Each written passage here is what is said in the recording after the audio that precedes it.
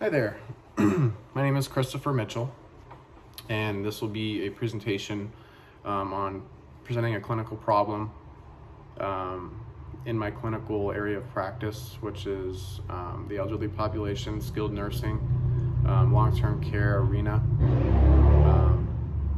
The issue that's going to be addressed is the prevalence of falls amongst the elderly population and how they can be prevented and reduced.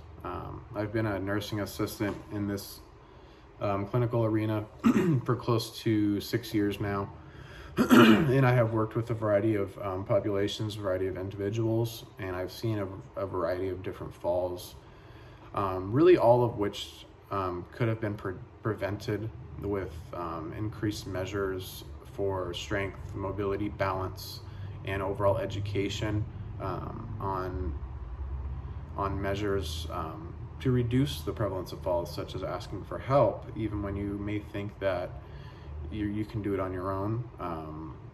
It's really always better to play on the safe side because falls can really cause disabilities and can really affect overall mobility and safety, really as a result of broken bones or fractures. I've seen falls that result in head injuries, that result in hemorrhages or concussions, and all these really, from a nursing standpoint, can be prevented with ongoing education, ongoing therapy to maintain strength, balance, and mobility, which we'll get into more in detail here. So I work in a long-term care facility. I've been working as a nursing assistant with the elderly population for about 6 years, and I've witnessed several falls that could have been prevented with additional interventions, balance coordination, muscle strengthening, safety education. Falls amongst the elderly are very common and can be a source of disabling injury, hip fractures, head injuries. The 2018 article from the Scandinavian Journal of Caring Sciences is a source that is really good, as it describes the framework for a fall prevention program at a nursing home in Sweden, where nursing assistants were able to conduct a program for 76 residents in which they were encouraged to document their daily activity over a 12-month study period, and the amount of falls prior to the program and after the program were evaluated to see the effectiveness of the program. The research problem identified is addressing the high number of falls among elderly individuals living in community-based living environments such as long-term care, skilled nursing facilities, assisted living facilities, and how nursing supervision and intervention can really be a great factor to reduce the number of falls within the facilities. Some quick facts from the CDC. Over 800,000 patients a year are hospitalized because of a fall injury. It's just really staggering, and these injuries are really most often like head injuries or hip fractures. And 1 out of every 5 falls causes a serious injury, such as broken bones, head injuries. These staggering numbers support the clinical problem that I'll be discussing in terms of how I can implement a change in practice in my arena of clinical practice that works to prevent and reduce the prevalence of falls in the elderly community. A theoretical model will be identified in terms of how it will implement the factors leading to my goal, as well as barriers that might get in the way of implementing the change in practice to reduce falls amongst the elderly population that I care for. Improvement outcomes will be discussed with sources of internal evidence that support the interventions in practice to reduce falls. Ethical considerations will be discussed to further support the clinical problem being discussed. Elderly individuals and communities that are in need of regular exercise to maintain overall strength and balance, as well as counseling on something that actually goes often undiscussed as dietary considerations, as elderly patients more so really need these essential nutrients such as calcium to keep their bones strong and muscles strong, which plays a big role in reducing the risk of falls leading to fracture or severe injury.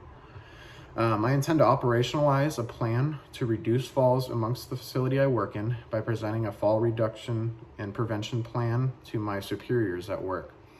This can be done in collaboration with nursing, restorative nursing, and physical occupational therapy, ambulation, balance exercises, and completion of activities of daily living are primary factors that will be the foundation of my plan to reduce the prevalence of falls.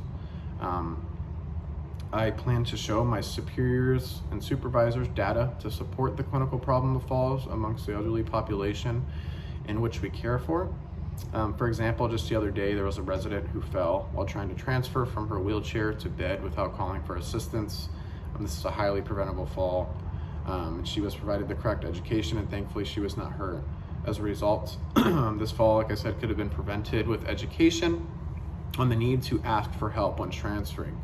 I know patients may feel maybe embarrassed, or they don't want to depend too much on nursing when it comes to something just as like transferring to their bed or transferring to their wheelchair, but it's really important that we educate these patients that they need to ask for help, ask for just supervision to prevent a fall, which can really result in an injury. Increased opportunities are needed for exercise to maintain the essential muscle groups that are critical for transfers and ambulation. I plan to encourage my superiors at work to implement a system in which residents receive consistent therapy sessions with restorative nursing and/or physical occupational therapy to help educate on how to prevent falls, as well as working on exercises that aim to strengthen muscles that are needed for essential activities of daily living, such as transferring and ambulating. The conceptual model framework will be the theoretical model used to help improve the reduction and prevention of falls in the community where I work, in which my conceptual theory will be that with more education and balance / strength exercises completed consistently, there will be a direct correlation on the amount and severity of falls and the injuries that can occur from them. To overcome barriers to implementation, there will be a constant focus on fall prevention strategies and the benefits that come from them. If a coworker or another resident is not receptive to the interventions as part of the fall reduction program, then additional resources will be explained to them to show the severity of the issue, as well as how preventable falls can be in the elderly population. I've worked with this population for my entire career as a CNA, and every time a fall occurs, I become very disappointed that more was not done to help reduce or help prevent that fall from occurring. When a challenge or barrier presents itself, I devote myself to work harder to implement the change that I believe in practice in pursuit of preventing and reducing all falls within the facility where I work. Resources of internal evidence that will be used to provide data to demonstrate improvement in outcomes are sources from the University Healthcare Research Center of Sweden, as well as the College of Medicine and the University of Malawi, as well as its previously mentioned 2018 article from the Scandinavian Journal of Caring Sciences, in which the described framework for fall prevention program was indicated and where I got my inspiration and ideas from. These resources describe previous fall prevention programs that have been used and implemented in other communities, and the impact that they had on fall prevention and reduction. They really do a good job of laying out the data, pre-fall numbers and pre-intervention numbers and post-intervention numbers in falls among this population. I plan to utilize a similar framework for evaluating improvement in outcomes by obtaining data on prevalence of falls prior to the fall prevention program and comparing these numbers of the prevalence of falls after the fall prevention program has been implemented.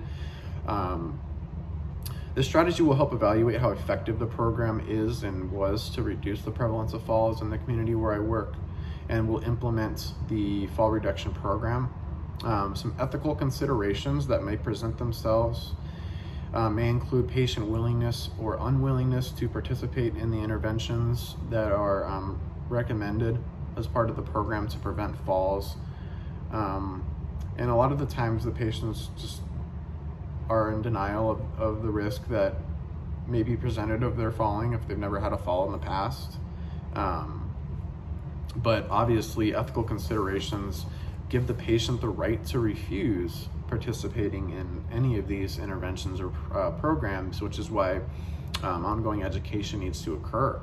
And a term that I've heard really from my supervisors is, at the end of the day, patients have the right to refuse and patients have the right to fall, which when I first became a CNA, that kind of struck me in a weird way. I was like, as nurses, we want to do everything we can to prevent falls, but really there's only so much we can do. The patient has to be willing to work with us and be receptive to our education to help reduce their risk of falls.